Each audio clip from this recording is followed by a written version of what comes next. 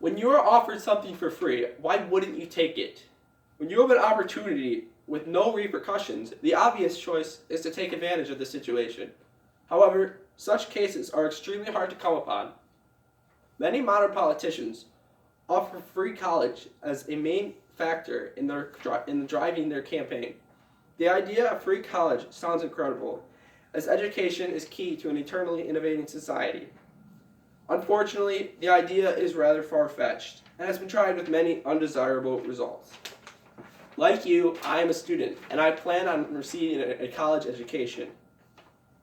I was curious why colleges require such a large investment, and if it was even necessary.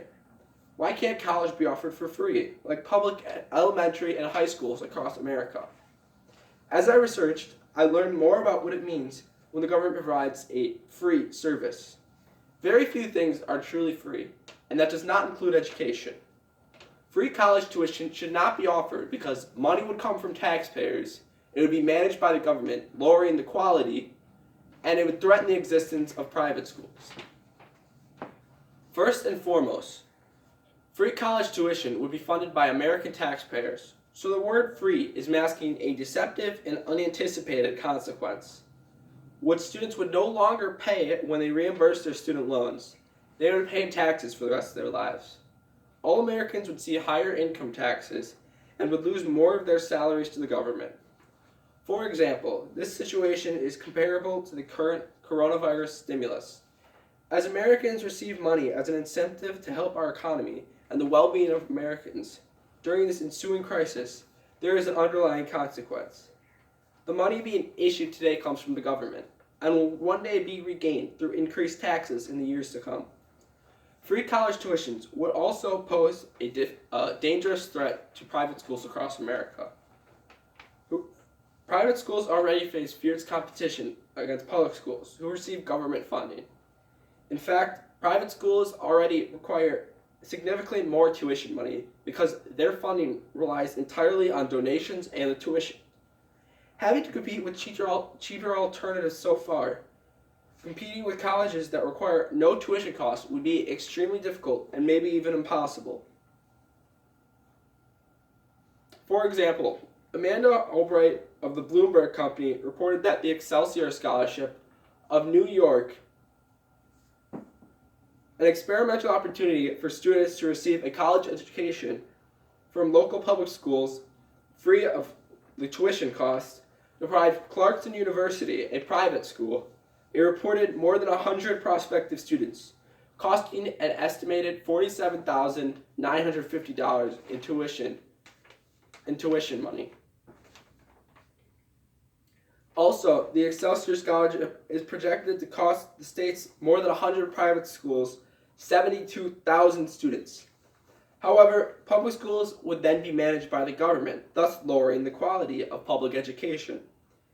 Education is a commodity, work exchanged for money. When the government oversees and controls the universal distribution of commodities such as education and healthcare, the quality is diminished when compared to the services being part of the free market. For example, every single Ivy League school, the most prestigious locations of college education, are private schools. When the government distributes such services, they become exclusive, resulting in waiting lists and slow production. For example, when the Canadian healthcare system is compared to American hospitals and health services, America's quality and efficiency are both superior. Many Canadians come to America when they seek treatment or services, rather than be put on a waiting list for sometimes more than 2 weeks. Similarly, the quality of education would decline if a similar system were enacted in America. Colleges would have less flexibility and be less inclusive. For example, Kobe Furland of MyHeritage.org reported that the Louisiana free college experiment accepted all students with a C average or above, but none that had it below. This means that grade was the only factor that was accounted for in the selection of candidates.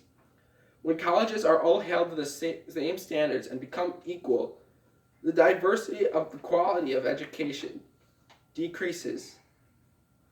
The current system in place should see no change. Public schools receive government funding currently, and scholarship opportunities are available. Private schools are an alternative to the current institution and could sometimes offer a better education than their public counterparts. College should continue to be an investment of time, effort, and money. A college education is not vital to one's success, and a college education does not guarantee one's success. But it can increase their odds greatly. Also, Americans still have an opportunity to get a college education from a low-income background through the opportunities provided from scholarships and bank loans. Every American can achieve an opportunity to receive a college education if they invest themselves. In summation, college should not be free because the money would come from increased taxes, the system would be managed by the government, which would lower the quality, and private schools might cease to exist.